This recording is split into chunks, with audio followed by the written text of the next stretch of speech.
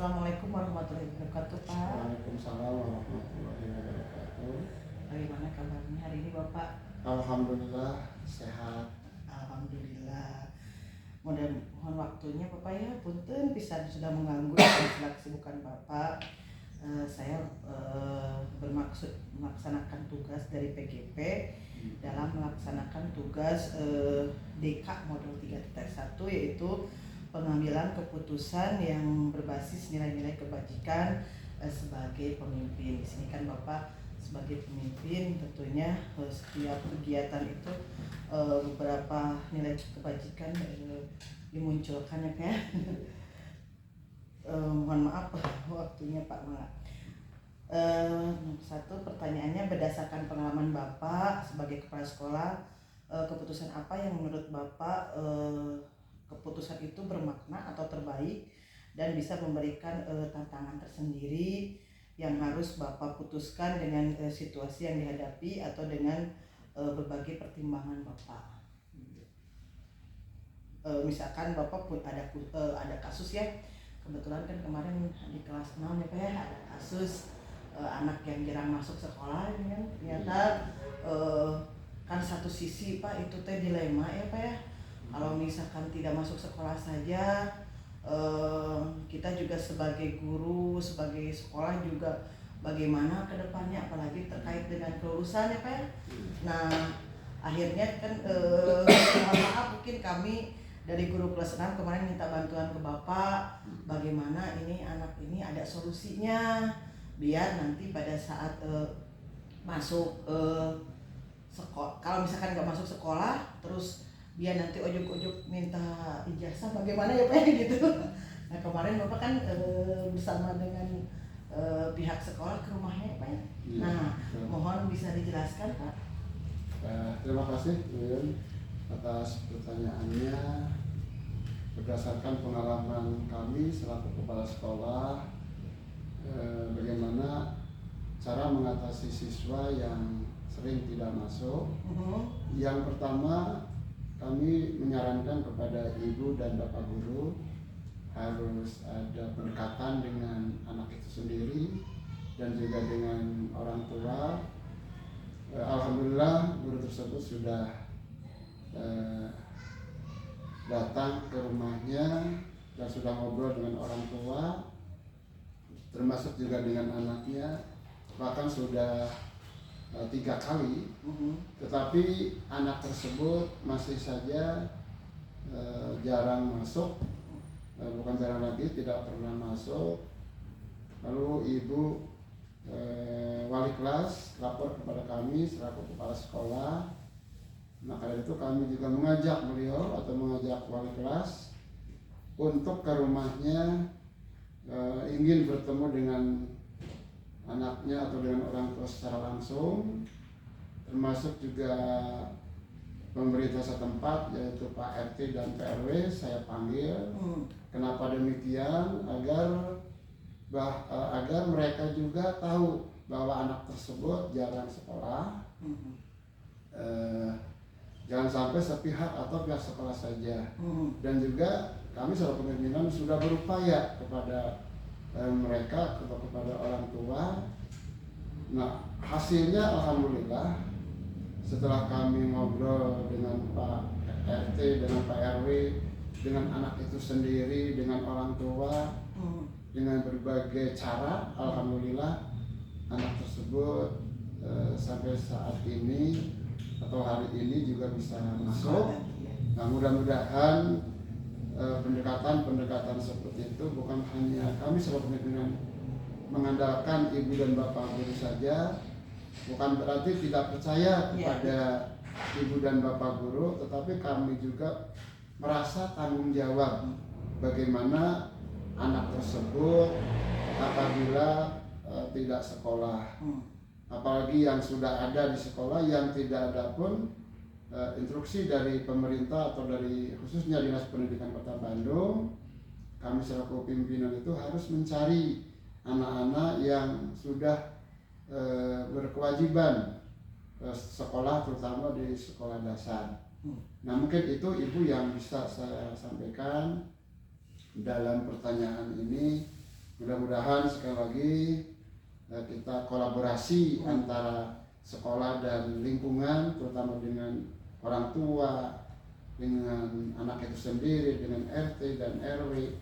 Bahkan kalau misalnya kami tidak berhasil, akan berkolaborasi juga dengan Pak Lurah atau Bu Lurah atau Pak Camat juga Bu Camat. Karena itu tanggung jawab kita semua, atau kita tanggung jawab bersama, bahwa pendidikan itu bukan hanya tanggung jawab sekolah saja, tapi bahwa pendidikan itu adalah tanggung jawab masyarakat, tanggung jawab pemerintah, ya tanggung jawab orang tua itu sendiri. Jadi harus adanya kolaborasi antara pihak sekolah dengan lingkungan atau dengan masyarakat. Alhamdulillah dengan pendekatan tersebut yang kami lakukan, anak yang tadinya tidak masuk menjadi masuk. Mudah-mudahan yang lainnya pun seperti itu.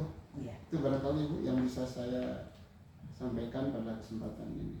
Ya, terima kasih Pak. Berarti ini sekolah sudah ikut serta ya Pak ya, langsung terjun dan isanya mah menanggapi permasalahan yang ada pada siswa tersebut. Kebetulan yang kemarin itu siswanya selain tidak masuk sekolah, dia sudah, yang kita dapatkan informasi sudah itu apa, sudah jadi parkir ya Pak. jadi mencari apa ya? Penghasilan sendiri. Penghasilan. Ya, jadi kalau tapi sekolah belum beres, itu kan tanggung jawab kita ya yang harus diselesaikan ya. Oh ya, oke. Selanjutnya, selama ini bagaimana pendapat Bapak dalam mengidentifikasi kasus yang merupakan dilema etika, kan seperti barusan itu ada dilema ya, atau bujukan. Kalau dilema etika kan seperti kasus-kasus anak tersebut ya. Tapi kalau yang bujukan sosial mah seperti, mohon maaf ya Pak, kan di sini Bapak pasti banyak kendala, apalagi Bapak menangani bos ya Pak ya. Ada aja mungkin pihak luar yang mengiming-imingi Bapak gitu ya Pak ya. Kan biasanya mengiming-imingi untuk kerjasama dan akhirnya itu kan termasuk bujukan gitu ya Pak ya. Kan Bapak bisa tegas untuk mengatakan tidak gitu kan, itu kan sebagai seorang pemimpin agak berat ya Pak sebenarnya Pak ya. Nah itu kendala itu bagaimana Bapak menyiasati dan membuat keputusan itu jadi bisa membedakan gitu. Ini mah udah bujukan langsung Bapak tegas, nggak bisa gitu ya. Terus yang tadi ini mah dilematika ya, yang emang harus Bapak tangani dengan semaksimal mungkin, dan akhirnya bagaimana caranya ini semua harus ditangani biar, kalau bahasa Sundanya mah caina beunang laukna caina heran laukna beunang, gitu bahasa Sunda gitu. Nah, gimana Pak menyikapinya? Terima kasih Bu. Kami selaku pimpinan dapat mengidentifikasi kasus-kasus yang merupakan baik itu etika atau moral, etika moral atau bujukan. Di antaranya sangat banyak sekali dengan Bapak, terutama dalam moral anak. Betul. Nah, untuk mengidentifikasi kasus tersebut kita juga tidak sembarangan, harus hati-hati di dalam menangani kasus-kasus yang pernah kami lakukan. Di antaranya seperti kasus moral yang anak tersebut, bahkan juga Bu RT dan juga Bu RW, terus Ibu Lurah, kami juga melakukan pendekatan dengan beliau-beliau. Karena tadi sudah saya sampaikan bahwa pendidikan itu bukan hanya tanggung jawab sekolah saja, tapi tanggung jawab kita bersama. Nah, lalu yang berkaitan dengan kasus-kasus, sebetulnya di kita alhamdulillah tidak ada kasus terutama tentang bos. Tapi kalau rong-rongan pasti banyak. Kenapa? Karena sekolah kita ini sekolah yang besar, sehingga baik dari dalam maupun dari luar itu mereka pasti merongrong, dikemanakan uang itu. Mereka kan tidak tahu penggunaan daripada uang tersebut. Nah, kami untuk mengatasi hal-hal tersebut itu berdasarkan satu prosedur. Betul. Yang kedua adalah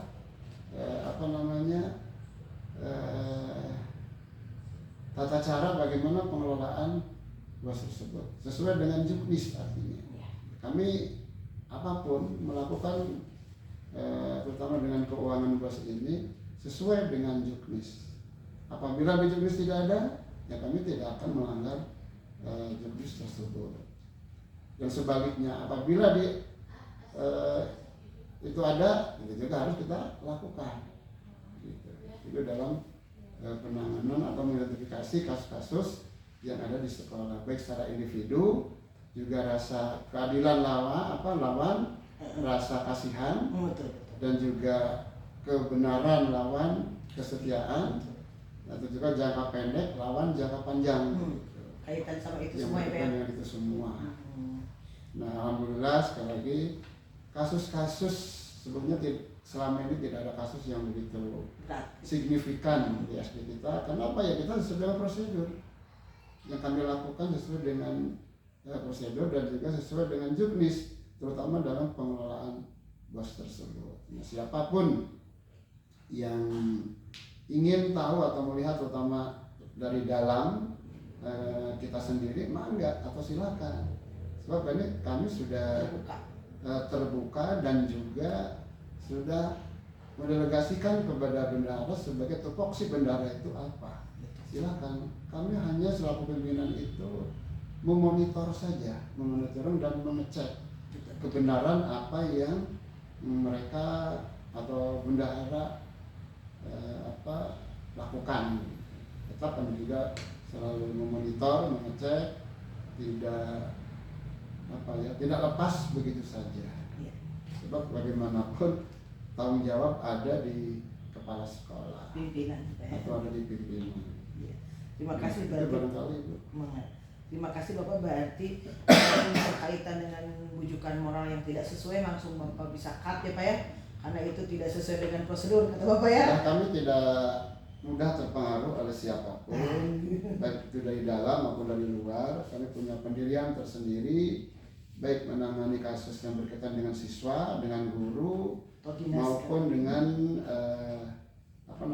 dengan pengelolaan BOS. Kami tidak akan terpengaruh. Terima kasih Bapak. Jadi alhamdulillah ya. Jadi sudah bisa Bapak menginginkan antara bujukan moral dengan dilema etika. Kalau dilema etika masih kita siasati apa ya untuk anak-anak gitu ya. Tapi yang penting buat kepentingan siswa sendiri apa ya gitu dan sekolah. Nah, terima kasih Pak. Nah, selama ini bagaimana Bapak menjalankan pengambilan keputusan di sekolah, terutama untuk kasus ada dua kepentingan yang sama-sama benar atau sama-sama mengandung nilai kebajikan. Contohnya sebagai tadi kan satu sisi misalkan ada anak yang pintar, tapi anak yang pintar itu istilahnya mah terkendala, dia itu kebutuhan ekonominya kurang misalnya, terus dia itu istilahnya kesiangan saja. Kan kita punya ada keputusan kalau masuk teh harus jam segini gitu Pak ya, harus jam 7 ini misalkan datangnya jam 9 gitu Pak ya. Tapi dia tuh sebenarnya anaknya pintar, bukan karena bukan karena malas, tapi mungkin karena dia harus membantu orang tuanya berjualan, apalagi ekonominya kurang gitu Pak ya. Bagaimana Bapak memberikan kebijakan kepada siswa tersebut? Terima kasih Bu. Betul bahwa kasus-kasus itu diantaranya ada dua Bu. Yang pertama tadi Ibu sudah saya sampaikan bahwa anak yang pandai kadang-kadang dari segi orang tua, pertama dari segi ekonomi berkurang. Betul. Nah ini. Yang kedua, anak yang berekonominya ada, tapi dalam pembelajaran kurang. Nah, bagaimana untuk mengatasi hal tersebut? Nah, kami selaku pimpinan harus dua-duanya harus adil, harus seimbang. Baik yang kaya tapi anaknya tidak mampu. Nah, untuk menangani hal tersebut, kami itu selalu berkoordinasi, satu dengan wali kelas juga, dua kita dengan orang tua, kenapa anak ini sampai terjadi seperti ini. Nah, beliau atau orang tua itu mengatakan, Pak, saya sibuk. Sibuk kenapa? Ya mencari nafkah untuk anak. Penting mana ibu mencari nafkah untuk anak dan anak seperti ini, atau istilahnya terbengkalai dalam belajar. Akhirnya ya orang tua bingung di dalam hal tersebut. Kami menyarankan kepada orang tua, ibu juga harus seimbang, jangan mencari nafkah terus atau mencari uang atau di pasar terus istilahnya. Ibu juga harus seimbang, perhatikan anak. Karena anak ini adalah aset orang tua, bangsa dan negara.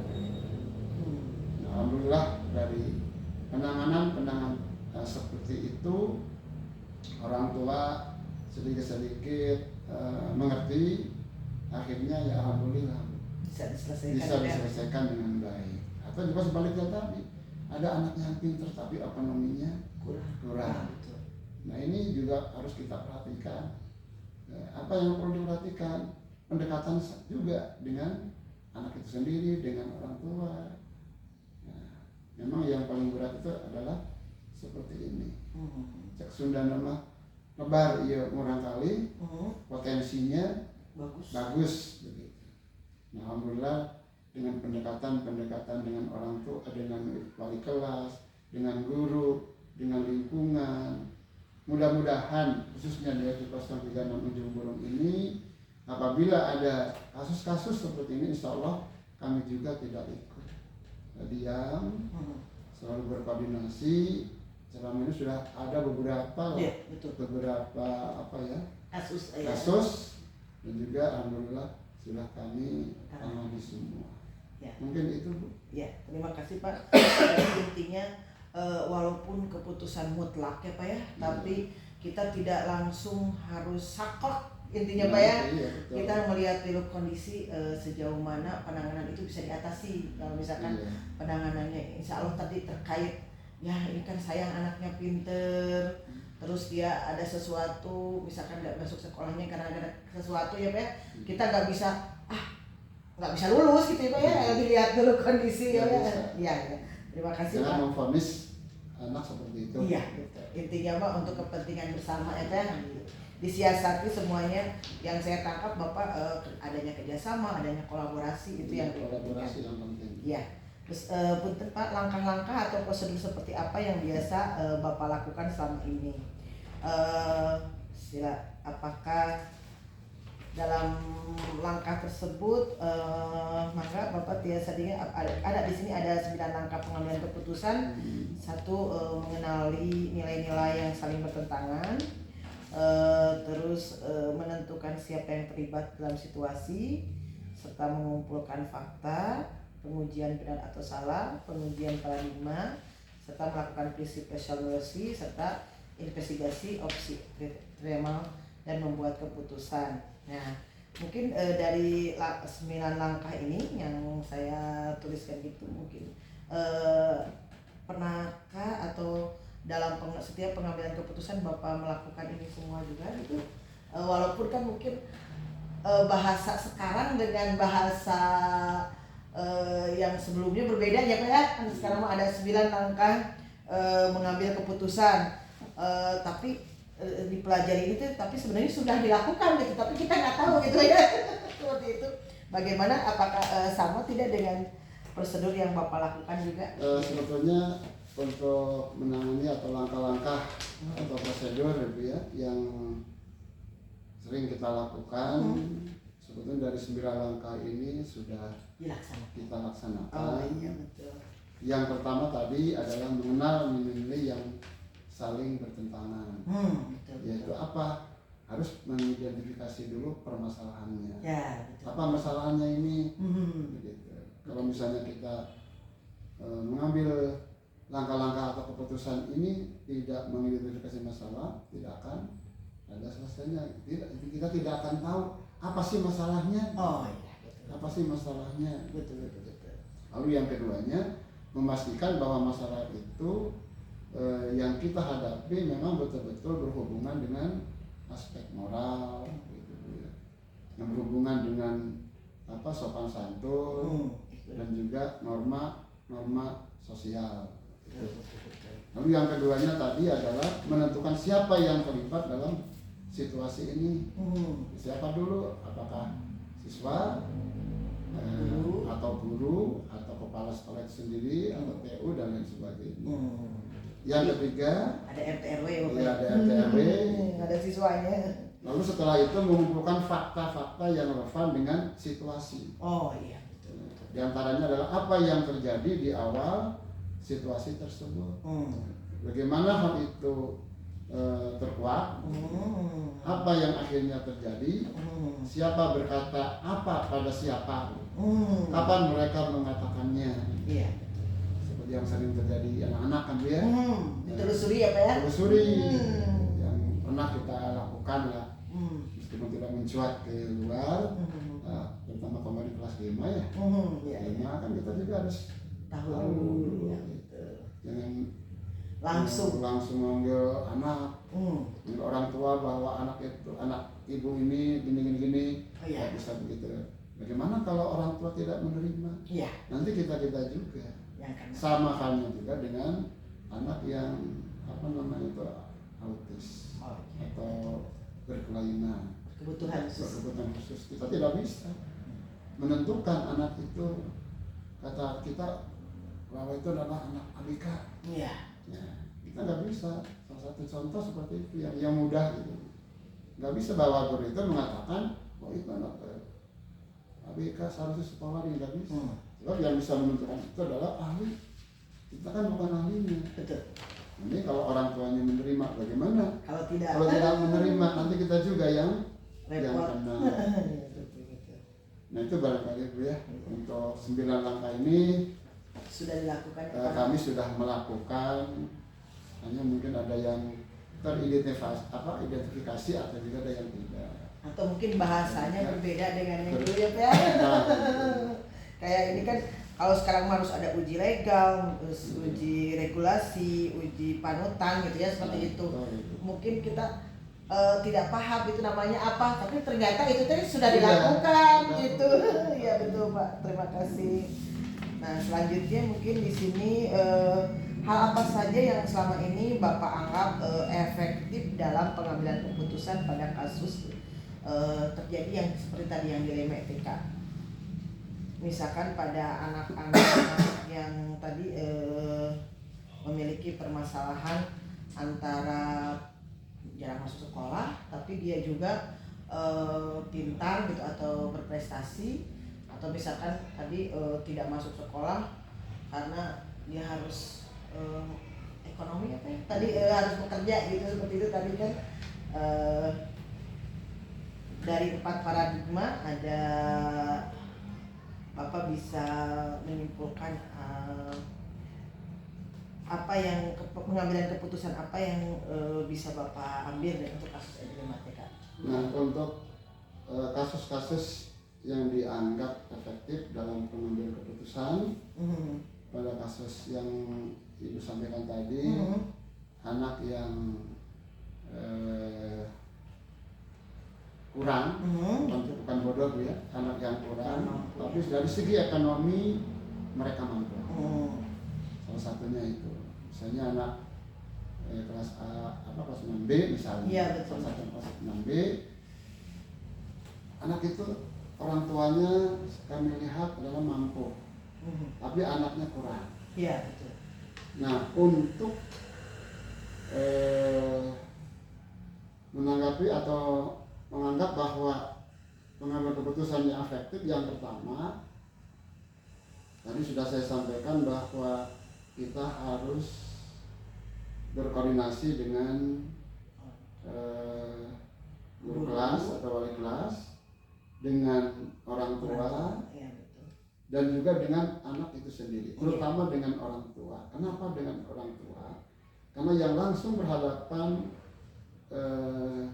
untuk pendidikan ini adalah orang tua. Dari segi waktu pun adalah orang tua. Makanya untuk mengambil keputusan yang efektif adalah pendekatan dengan orang tua, baik itu ibu ataupun bapak. Karena dasar pendidikan itu, awal pendidikan itu datang dari keluarga, yaitu dari orang tua. Iya.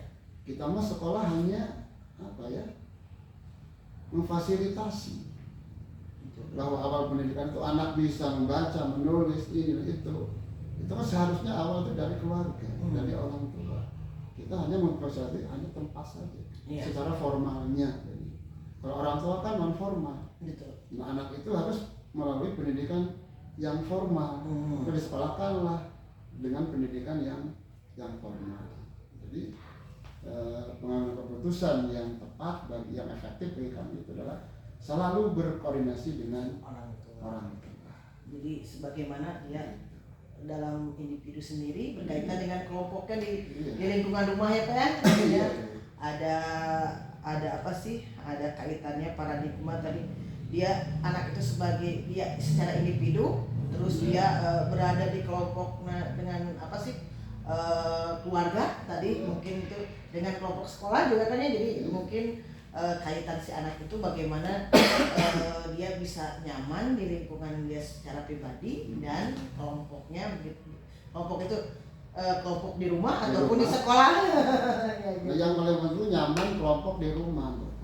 Betul. Kalau mereka atau anak itu tidak nyaman di kelompok di rumah, itu akan berpengaruh juga kepada yang lain, baik itu di lingkungan atau juga di sekolah. Betul. Pasti itu sudah pasti.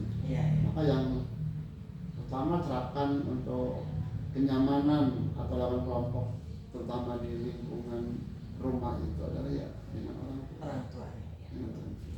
Mudah-mudahan dengan keberadaan dia di rumah, di sekolah juga jadi lebih baik ya Teh. Kalau misalnya anak itu tidak nyaman di rumah dengan orang tua, tidak akan baik di sekolah juga ya. Tidak akan benar. Salah satu contoh kemarin kasus pas berapa lagi yang antara nenek, kakek dengan orang tuanya kan, yang kakeknya kekeh ini bahwa anak ini adalah beragama Islam, bahwa ibunya dan bapak ibu angkat ibu sambung, bapak sambung gini ya, mereka itu diajak beragama selain Islam. Itu salah satu kasus juga. Kasihan anaknya apa ya? Kasihan anak. Alhamdulillah anak itu sudah punya pendirian. Ya betul. Sudah punya pendirian bahwa saya akan menganut agama ini. Maka satu-satunya jalan dipindahkan sekolahnya dan dibawa oleh kakeknya. Untuk apa? Mengamankan anak ini, jangan sampai anak ini bingung. Nah sehingga yang tadinya anak ini rajin di kita, di SD kita, akibat daripada itu mereka nggak mau sekolah. Makanya saya ngobrol dengan kakeknya, kenapa? Kalau permasalahannya itu kami sangat mengerti. Iya, memahami ya Pak. Memahami. Berarti itu ada rasa keadilan dan rasa kasihan juga ya Pak ya, kasihan kepada siswanya ya. Anak itu masalah udah punya pendirian ke sini, tapi oleh orang tuanya itu seolah-olah dipaksa, seolah gitu. Kakeknya ini juga nggak boleh, anak ini harus menganut agama ini. Akhirnya satu-satunya jalan oleh kakeknya ini pindahkan dari sini, dan mungkin keluar dari orang tuanya. Ya dibebaskan mungkin ya. Iya, ada banyak kasus ya Pak ya, ternyata alam. Nah kami selaku pimpinan atau dari sekolah juga bingung kalau sudah begitu. Di satu sisi orang tua sendiri, di satu sisi ini juga kakeknya. Terus menyangkut keyakinan masing-masing. Ya itu yang bingung bagi kita. Ya, akhirnya saya serahkan kepada kakeknya. Bagaimana caranya? Ya caranya Pak Kepala katanya pindahkan, mana itu hak Bapak. Itu penting. Alhamdulillah ya Pak ya. Yang penting akhirnya semua keputusan itu bisa bermuara ke kebaikan ya Pak ya. Itu mungkin ada di sini ada hal apa saja yang selama ini merupakan tantangan dalam mengambil keputusan pada kasus dilema etika seperti barusan Pak? Hal yang selama ini merupakan tantangan dalam pengambilan keputusan pada kasus-kasus dilema etika. Iya. Nah memang terus terang saja Ibu yang saya hormati, kami selaku pimpinan terus terang untuk menangani kasus tentang etika ini lumayan sulit, lumayan sulit. Apalagi yang bertentangan dengan akidah, Betul. dengan perbedaan pandangan agama. Tapi kami juga selaku pimpinan ya tidak menyerah begitu saja. Ada cara-cara lain Ada ya Pak ya. cara yang lain. Salah satu contoh ya seperti tadi dengan kakeknya, dengan kebetulan kalau dengan orang tuanya sama sekali tidak ketemu. Yang saya lakukan adalah, Bapak maaf, ini kami nggak bisa memutuskan sendiri, apalagi yang berkaitan dengan akidah atau agama.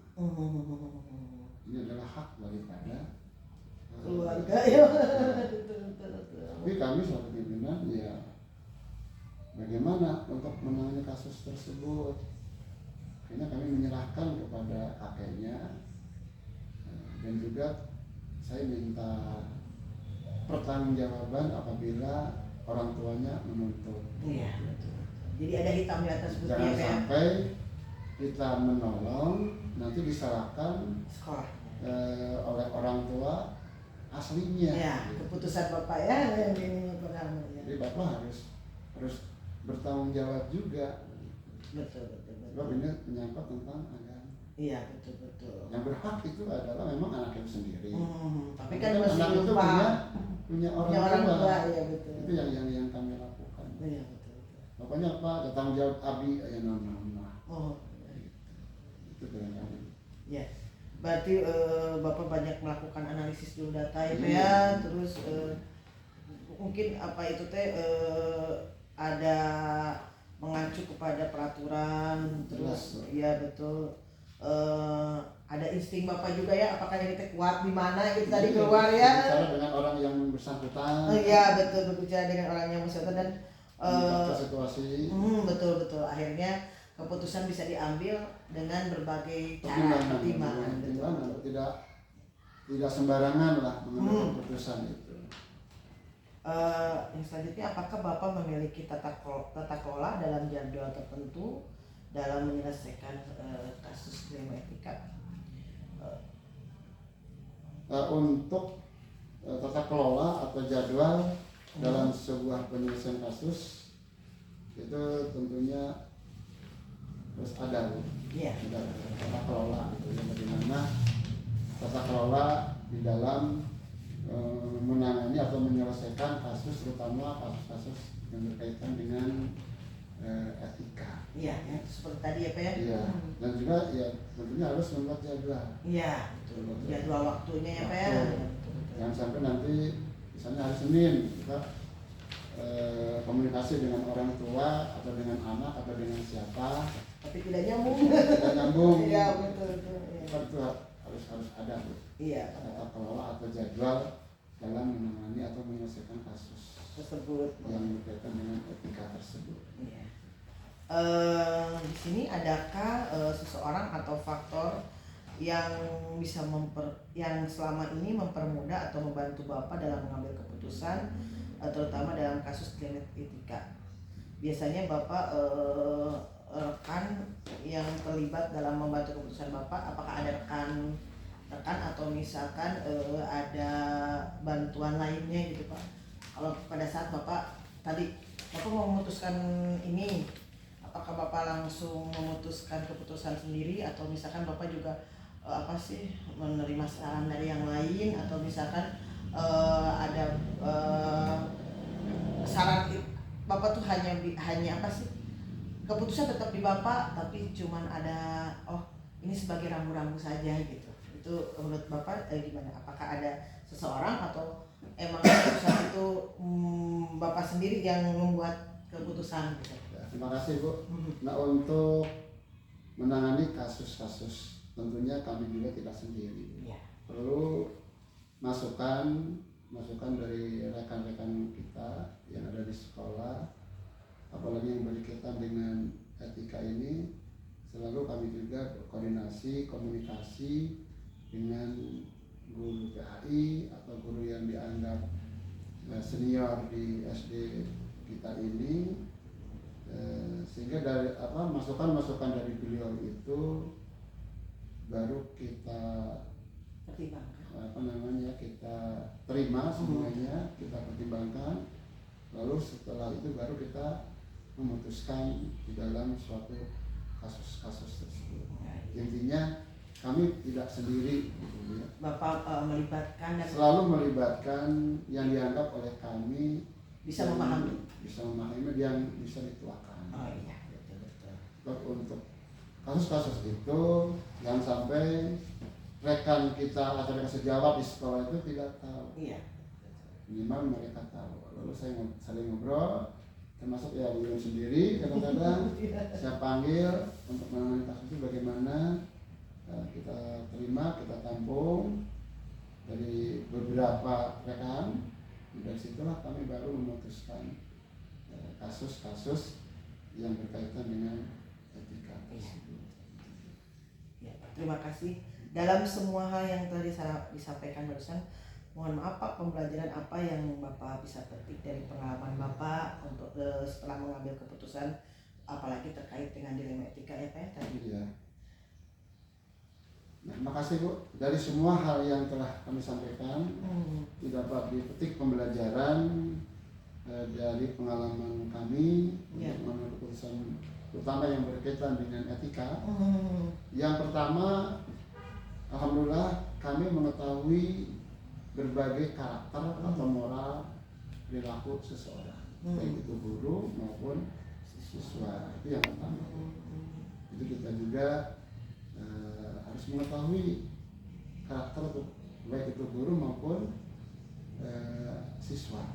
Alhamdulillah selama ini awal-awal kami terusannya ibu yang saya hormati, kami bingung untuk kasus-kasus menangani terutama dengan etika ini, terutama dengan anak. Terus bagaimana kami ini menanganinya? Alhamdulillah dengan pendekatan-pendekatan tadi kita bisa mengetahui karakter inginnya bagaimana nih anak, baik inginnya bagaimana nih guru, inginnya bagaimana nih lasus. Makanya kami alhamdulillah dari pembelajaran seperti itu memahami karakter seperti yang pertama. Yang kedua juga kami mengetahui kebenaran dalam setiap keputusan.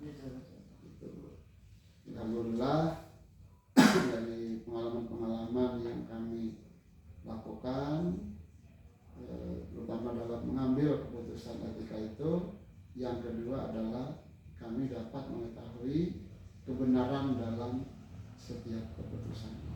Ya. Jadi akhirnya keputusan yang diambil itu betul-betul kebaikan buat semuanya Pak. Iya, untuk kemajuan semua. Kemajuan anak, kemajuan guru, kemajuan sekolah, ya, untuk kemajuan, untuk kebersamaan. Jangan sampai sekolah kita ini monoton. Iya. Anaknya diam di tempat. Kurang maju, berkembang, kurang berkembang. Itu pun juga gurunya. Iya.